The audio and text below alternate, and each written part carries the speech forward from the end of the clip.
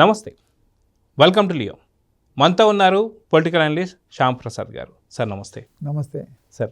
బాప్ ఏక్ నంబరి బేటా 10 నంబరి అన్నట్టు గతంలో తండ్రి వచ్చేసి 2 కొండలు చాలు అని చెప్పేసి అన్నాడు.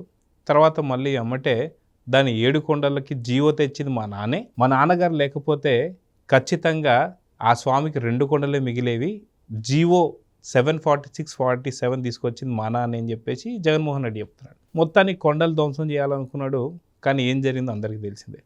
కానీ అదే జగన్మోహన్ రెడ్డి అదే 7 కొండల పైన లడ్డు నుంచి పరకామణి కావచ్చు, లేదా కింద గోవిందరాజులకు సంబంధించి స్వామివారి తాపడానికి సంబంధించి 50 కిలోల బంగారం కావచ్చు, తల నీలాలు కావచ్చు, లేదా పట్టు శాల్వలు కావచ్చు, ప్రతి దాంట్లో కూడా అవినీతి చేయడం చూసాం. సో బాప్ ఏక్ నంబరి బేటా 10 నంబర్ అంటే చాలా స్పష్టంగా క్లారిటీగా యాప్ట్ అవుతుంది. సో ఎలా చూడాలంటే సార్, నిజంగా 2005లో 338 జీవో గురించి మాత్రం జగన్మోహన్ రెడ్డి మాట్లాడతలేదు. అప్పటి పరిణామాలు ఏంటి అంటే ఏం చెప్తారు? తండ్రి కొడుకులు రాజశేఖర రెడ్డి కొడుకు జగన్మోహన్ రెడ్డి ఇద్దరు హిందూ మతం మీద దాడి చేశారు. డైరెక్ట్గా హిందూ మతం మీద దాడి చేశారు ఇద్దరు. దాని గురించి కొంచెం వివరంగా చెప్పుకుందాం మనం. 2004లో కాంగ్రెస్ పార్టీ గెలిచింది, రాజశేఖర రెడ్డి ముఖ్యమంత్రి అయ్యాడు. They are converted Christians. Rajasekhara Reddy converted Christian. ఆయన వాళ్ళ యొక్క క్రిస్టియానిటీని ప్రమోట్ చేసుకుంటున్నాడు, కన్వర్షన్స్ ప్రమోట్ చేసుకుంటున్నాడు. అది ఆయన personal affair, that is a different issue. ఆయన ఏం చేశాడంటే సడన్గా 2005 సెప్టెంబర్ 16న ఒక జీవో ఇష్యూ చేశాడు. అది మీరు చెప్పినట్టుగా 338. ఆ 338 జీవోలో ఏం చేశాడు, అడ్మినిస్ట్రేటివ్ సెటప్ కోసం పంచాయతీకి లిమిట్స్లో, ప్రజలున్న లిమిట్స్లో కొంత ఏరియా ఉంది, గుడి పరిసర ప్రాంతాలు, మిగతా దాంట్లోనే ప్రజలు ఉన్నారు కాబట్టి దాని 25 చదరపు కిలోమీటర్ల డిస్టెన్స్లో మాత్రమే తిరుపతి దేవాలయం ఉంది అని ఇచ్చేసాడు అనమాట. అంటే యాక్చువల్గా 25,000 చదరపు కిలోమీటర్ల ఏరియా ఉంటుంది యాక్చువల్గా 7 కొండలు కనుక మనం తీసుకుంటే. ఆయన ఏం చేశాడు, ఆయన చెప్పిన పరిధి రమారమి టూ హిల్స్, రెండు కొండలకే సరిపోతుందంట. అందుకని ప్రజలందరూ ఏం చేశారు, హిందూ మతంలో ఉన్న ప్రజలందరూ తిరుగుబాటు చేశారు. 2005లోనే ఈ జీవో రాగానే తిరుగుబాటు మొదలైంది. అప్పుడు ఇంత సోషల్ మీడియా లేదు, ఇప్పుడు లక్షల సోషల్ మీడియాలు ఉన్నాయి. అప్పుడు ఓన్లీ టీవీ ఛానల్సే ఉన్నాయి అన్నమాట.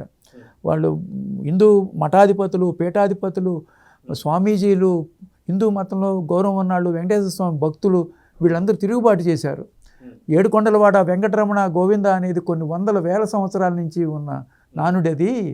ఈ 7 కొండలు పవిత్రమైనవి. అసలు 7 కొండల మీద కొంతమంది చెప్పులు తీసుకెళ్ళరు పైకి. అసలు నడవటం ఇప్పుడు కొంతమంది వెళ్తున్నారు చెప్పులతో, కానీ చాలామంది చెప్పులు లేకుండా నడుస్తారు పైకి. అసలు ఆ 7 కొండలు మొత్తం కంప్లీట్ ఏరియా చాలా పవిత్రమైంది.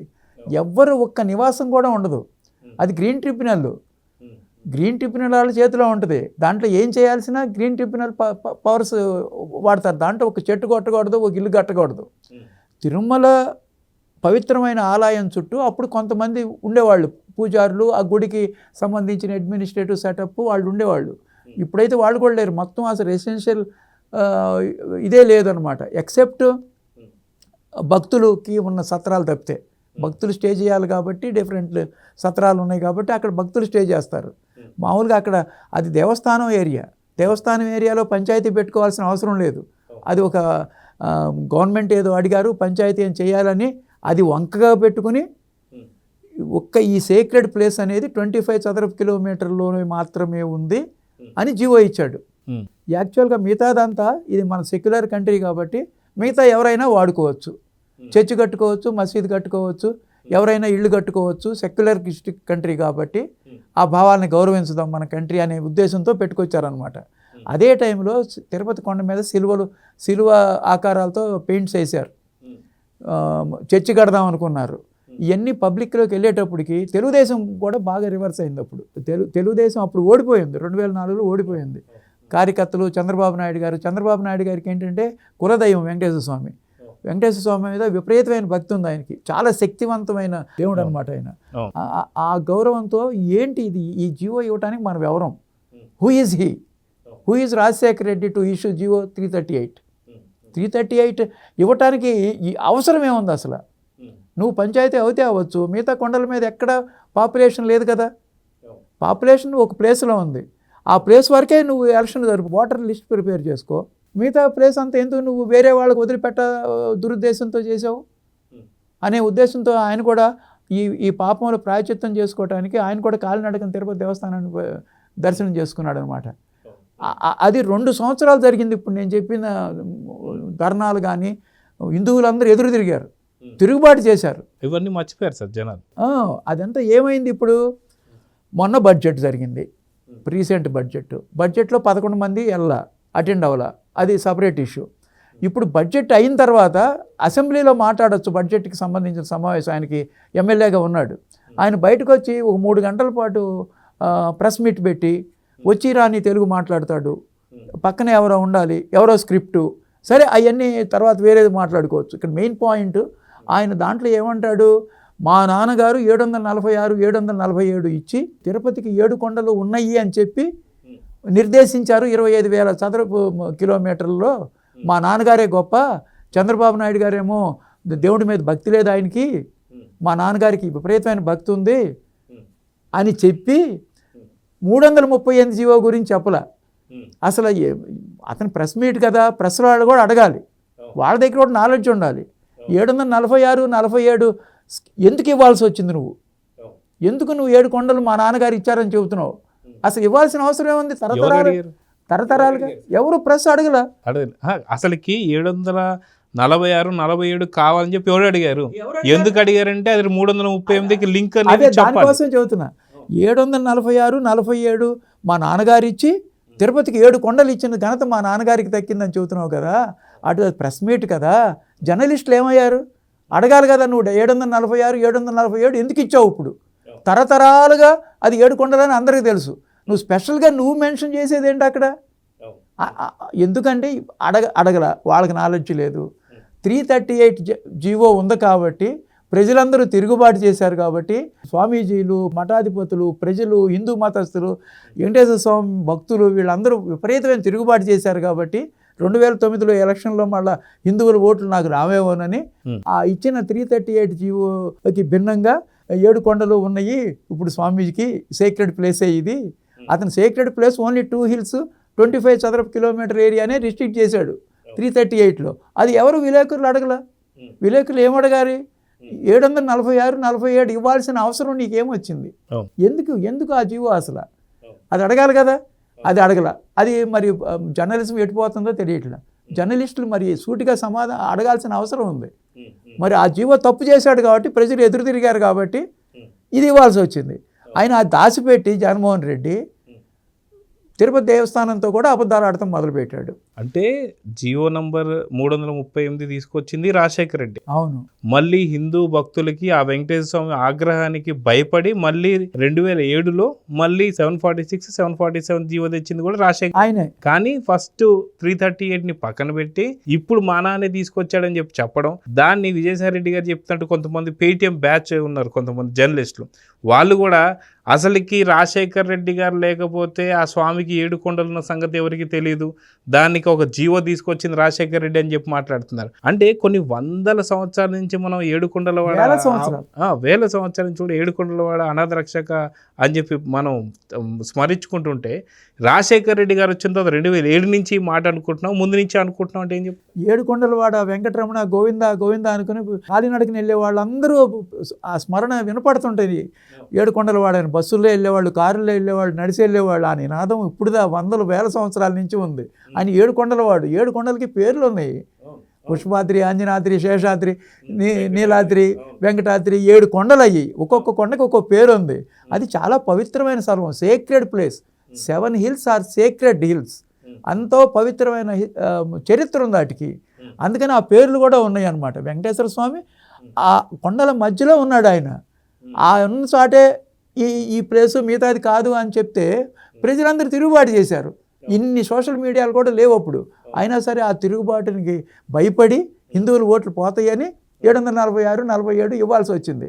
తర్వాత చంద్రబాబు గారు ఏమన్నారంటే 2009 ఎలక్షన్ క్యాన్వాసింగ్లో అసలు ఈ జీవో ఇచ్చే హక్కు మనకి ఎక్కడిది? అది ఎప్పుడో 7 కొండలు వెంకటేశ్వర స్వామి, ఆ వెంకటేశ్వర స్వామికి 7 కొండలని మనం ఎవరు 338 ఇచ్చి 2 కొండలు ఉందని చెప్పటం, మళ్ళీ దాన్ని తిందుకుని 746, 747 ఇవ్వడానికి మనమెవరము? అవి పవిత్రమైనవి, ఎక్కడ ఒక్క నివాసం లేదు, దాని గురించి కదిలించాల్సిన అవసరం లేదు అని చెప్పి క్యాన్వాస్ చేశాడు. దానికి చంద్రబాబు నాయుడు గారు వచ్చి 746, 747 రద్దు చేస్తానన్నాడు, రద్దు చేసి 2 కొండలే అట్టి పెడతానన్నాడు అని క్యాన్వాస్ చేసుకుంటున్నారు. 2009లో మళ్ళీ రాజశేఖర రెడ్డి గెలిచాడు. గెలిచిన తర్వాత అసెంబ్లీలో చంద్రబాబు నాయుడు గారు ఈ పాయింట్ తీశారు.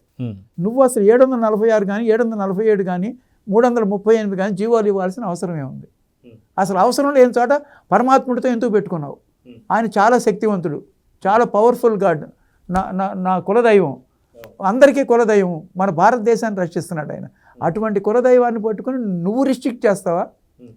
అందుకని ఆ జీవోలతో అనవసరం, మనకు అనవసరం, అది ఆయన పాలసీ.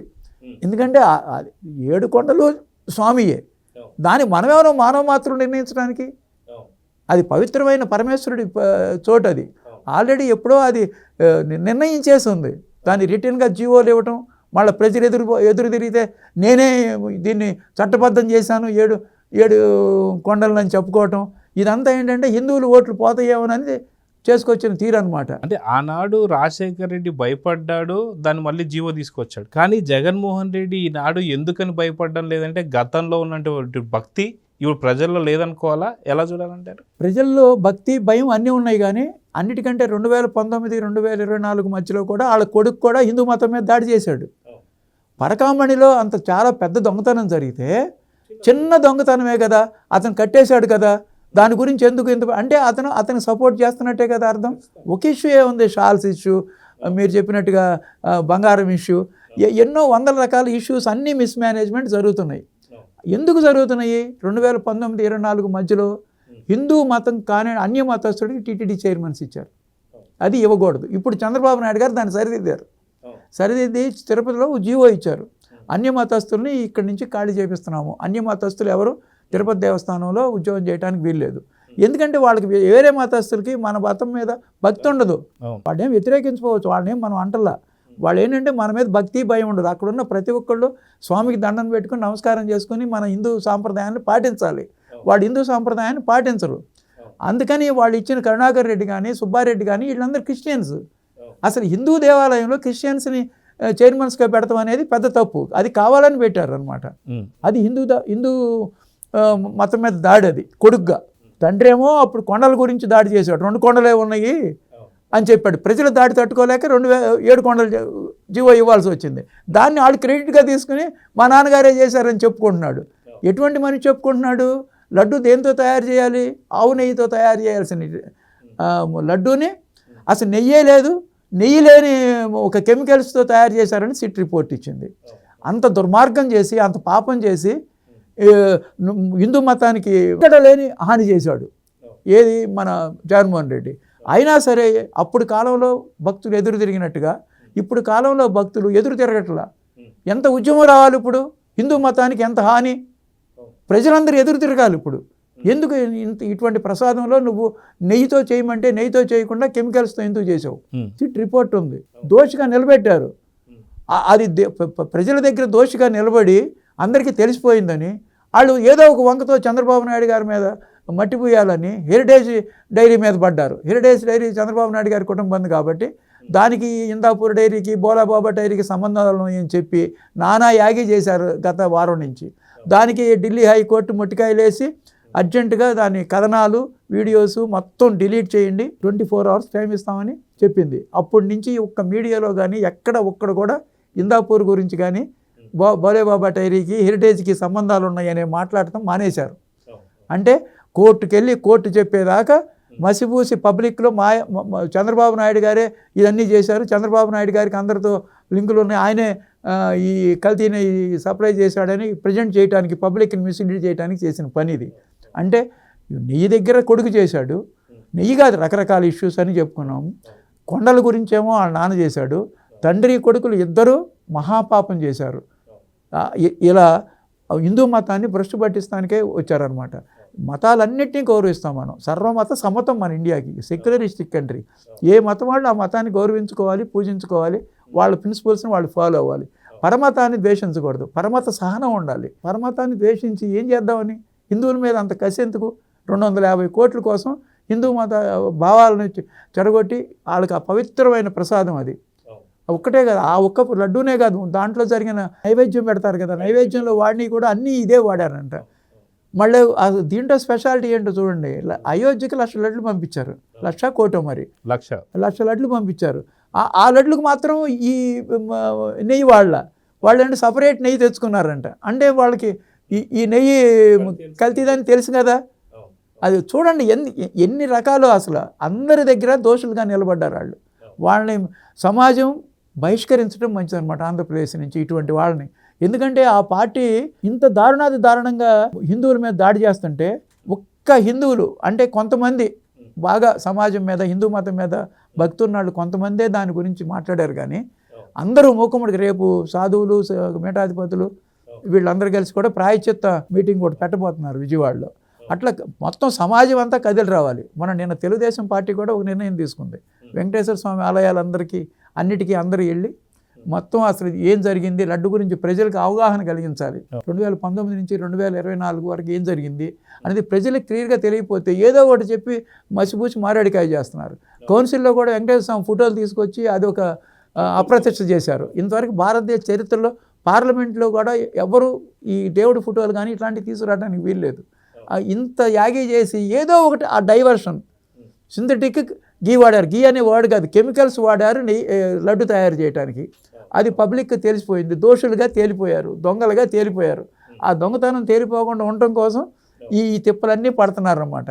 అలా హిందూ మతం మీద దాడి తండ్రి కొడుకులు ఇలా చేసుకుంటూ వచ్చారు. సో చూద్దాం సార్, ఖచ్చితంగా బాప్ 1 నంబరే బేటా 10 నంబరే అన్నట్టుగా నిజంగా అటు తండ్రి ఇటు కొడుకు ఎందుకు తిరుమల వెంకన్నపై ఇంతటి పగబట్టారని అర్థం కావట్లేదు. కానీ వెంకన్న ఆగ్రహానికి గురైతే మాత్రం తగినటువంటి ఒక చర్యలు అయితే తప్పవు. సో చూద్దాం జరగబోతున్నాం. నమస్తే. నమస్తే.